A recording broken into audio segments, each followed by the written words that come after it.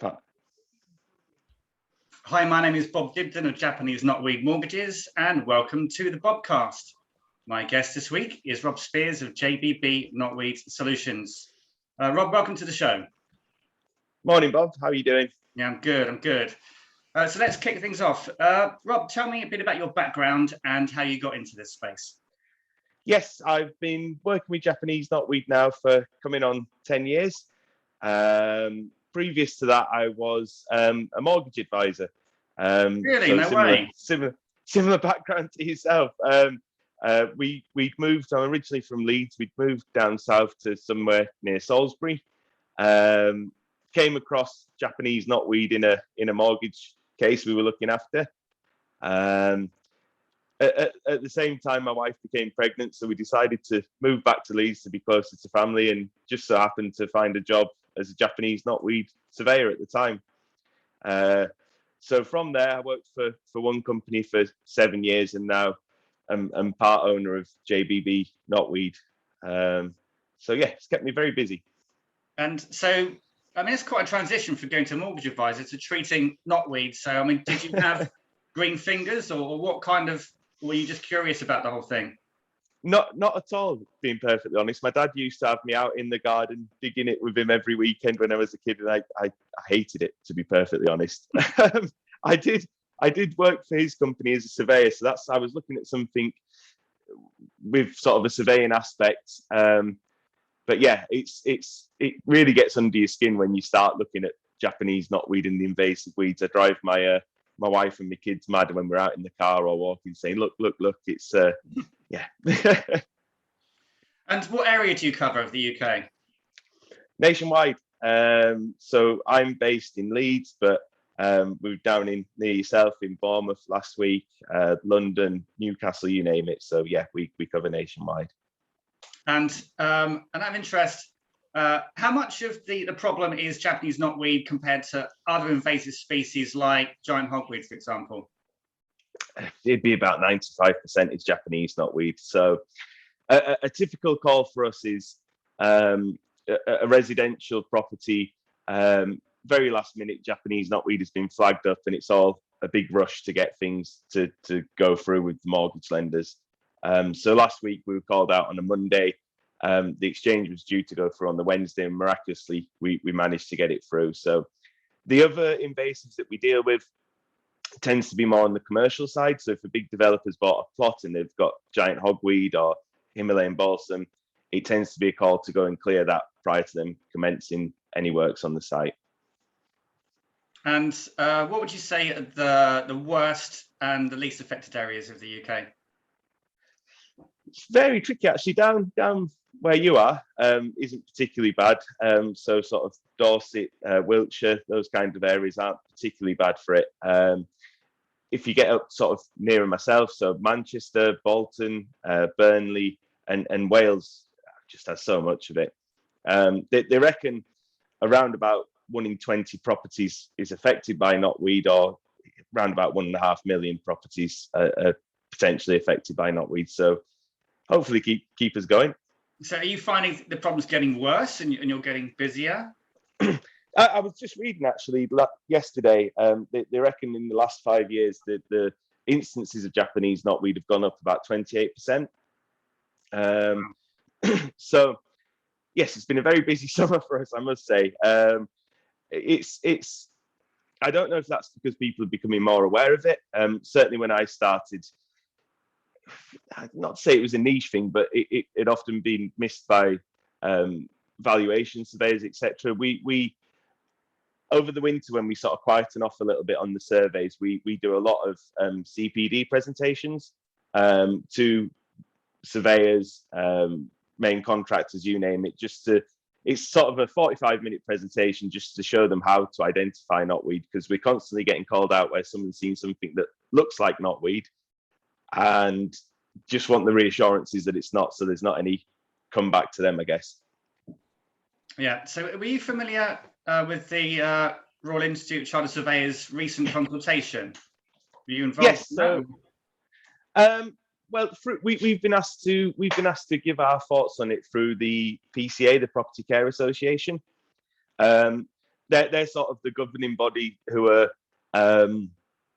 sort of collecting the feedback of contractors such as ourselves and other people involved within Knotweed. So yeah, they published sort of new guidance, guidelines, not to repeat myself. It was on the 22nd of June, which may come into place to supersede the current one, which was published in 2012. So it's been in place quite a while. Yeah. And what were the key points of the consultation, and what do you think the outcome will be? Yeah, I mean, the headline for it, I'm just looking at it, is Japanese Knotweed doesn't have to derail home sales with new RICS guidance, which it doesn't at the moment if you get the right sort of management plans and the right insurance-backed guarantees in place that we and other contractors can offer through the Property Care Association. So we did close to 160 properties last year, all of which were able to get a mortgage on with the insurance-backed guarantee that we can offer. I think the main thing that they're looking at here is a sort of reclassification of the severity of it. We certainly find when we do excavation jobs, so when we go and dig out knotweed and take it all the way to landfill, that the 7 meters of the rhizome spread. So on the previous paper, it was noted that the roots could spread up to 7 meters horizontally.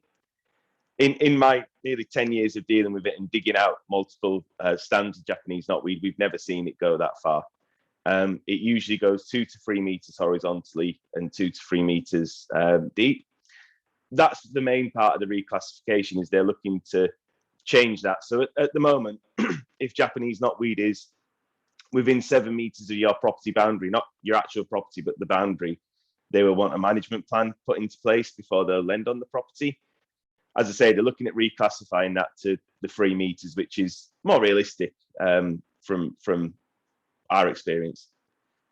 Yeah, which should again make it much easier in terms of house sales or remortgaging for lending purposes. Yes, I mean, there's at the minute they have 4 categories that we classify the knotweed in when we go to do a survey. Category 4 being the most severe, that it's within 7 meters of the property and deemed to be able to cause structural damage to the property. The reclassification, they haven't sort of confirmed the categories as such, but it's going to take a look at if it will potentially cause damage to a property, if it will have any amenity effects, if it will potentially be a cost to the new purchaser. So yeah, we're just sort of waiting with bated breath to see exactly what they come back with. But I think it's realistic, to be fair. I mean, obviously, the 7 meters gets us more work and more potential cases, but if we're being true about it, I think this is a realistic proposal they've put forward. Well, this is it just sounds like really positive news, and once they release this, no doubt, interesting to see how long it takes lenders to update their policy, and no doubt I'll get a lot of calls from people looking to find out, okay, well, what does this lender do, that lender do, to know where we're at, really. Yeah, sorry, Bob. Sorry, carry on. No, I was going to say it's sort of almost, in my opinion, based on sort of a test case where a small developer built 5 properties in Hertfordshire about 11 years ago. They didn't deal with the knotweed; they just sort of cleared to build the foundations, built directly on top of the knotweed, and it grew through. And eventually, these properties were demolished. They were worth about 350,000 each. So that was sort of the test case that got us to where we are with the mortgage lenders. They said, right, we've no protection against this happening if there is knotweed. So we need to make sure we've got an insurance-backed guarantee.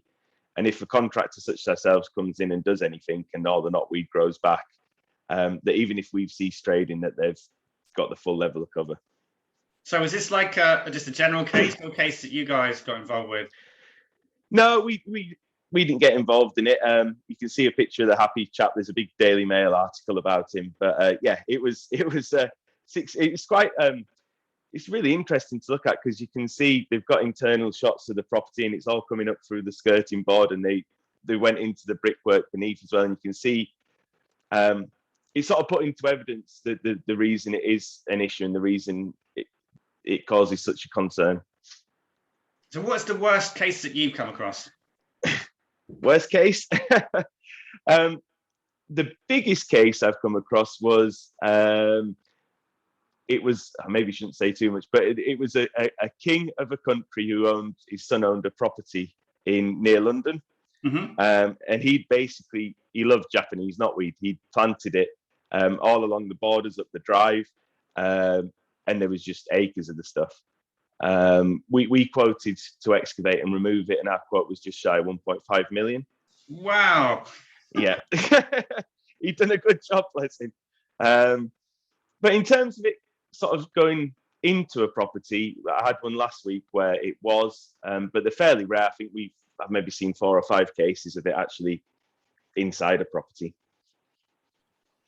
And so obviously, are you quiet at certain times of the year when, for example, do you tend to do more excavation over the course of like the winter, and obviously more spraying in the summer when they're growing? Yeah, our spray season is usually between sort of August through to October, so it's a little later in the plant's growing cycle, because it will grow usually. It's all weather dependent, but usually from April through till sort of late October is when it will grow, and you'll see the leaves. It'll grow 5 to 10 centimeters a day, so it really gets going. Wow. And the herbicides we use are a broadleaf herbicide, so we need the leaf to be able to take that down into the root system, which that's what we're dealing with really. The root system is about 60% of the plant, so that's what we're having to kill off over a number of years. Excavations we can do anytime. They just come in as they come in, so yeah, we busy with both all year round. And is there anything else to do with this space that we've not kind of gone through today that you think would be interesting to go through? No, I just would say to people, if they do have concerns about Japanese knotweed, if they contact a contractor such as ourselves, we'll come and do a survey. We'll get them a management plan written up. Like the RICS guidelines say, it doesn't have to be a death sentence. It's an unwanted expense. I get that, but we can get the things in place for a sale to go through. Just as a bit of a cautionary tale, please make sure that your contractor is a member of the Property Care Association. Their whole existence is to give this insurance-backed guarantee so that the mortgage lenders will accept the proposal and let the sale go through. We've seen so many times that people have got stung by a chap who's a gardener that maybe thinks, oh, this is the latest thing, we'll have a go at it, and doesn't give any of these guarantees. So I was out for a client the other day. Our normal treatment programs are sort of 3 years and around about, it depends, but around about £2,000 to get it all done with the warranties. This lady had been paying the gardener for 10 years to spray it, £150 a year. And there was no paperwork. It was still growing as happy as anything. And if she was coming to sell the property and she didn't have anything, so she basically just wasted £1,500 for nothing. So that's the real key thing, is the insurance-backed warranties through the Property Care Association. Cool. Well, thanks for joining the show today, Bob. Just before we go, this is a spot I call like Culture Corner. Is there anything you're kind of watching or reading at the moment that you're kind of into? I'm re-watching for God knows how many times The Sopranos. I can't get enough of it. So love The Sopranos. Are you a fan? Are you? Yeah, I've watched it once all the way through, and yeah, really, really good. There's a podcast called Talking Sopranos where there's 2 chaps who are actually on it, and they're sort of going through episode by episode. So I find myself listening to that when I'm driving around and then coming home and just having to watch the episodes. Oh, I love it. So yeah, when I get a quiet moment in the evening, I'm in my office watching The Sopranos, or being very sad and playing my Xbox. Yeah. No worries. How about yourself? I've started watching that 9 Perfect Strangers on Netflix. Have you heard about that? No, is it good? Yeah, really good. It's they're launching 1 episode a week, and they've launched 5 now. And it's basically you've got all these characters that go to this retreat to kind of like escape from their life, or just try and balance their life and work out what's going wrong. And you see all their different interesting flaws, and you're thinking, gosh, they all need kind of time out to try and sort themselves out. But I'm really drawn to the characters, and I really want it to work out for them. But it's not just about that. There's this other, other subplots that are going on. You're thinking, oh, what's really going on at the retreat here? So yeah, really engaged with it. And I'm, it's one of these things. Usually, I'd wait for the whole box set to come out, to be released, because otherwise you've got to wait a week, like the old days. Yeah. But yeah, I'm really into it. Yeah. You're really engrossed. Yeah, really good. But if you follow the Sopranos, there's a film coming out with James Gandolfini, who was Tony, who unfortunately passed away, but it's his son is going to be playing him sort of in the past. So I'm looking forward to that as well. Fantastic. Good. Okay. Well, thanks again, Rob. All the best, and I shall speak to you soon. Thanks for having us, Bob. And just to give us a little plug, if you can help anyone with Knotweed, please get in touch, and we'd be more than happy to assist. Will do. Thanks, Rob. Take care now. Thank you. Bye. Cheers. Bye.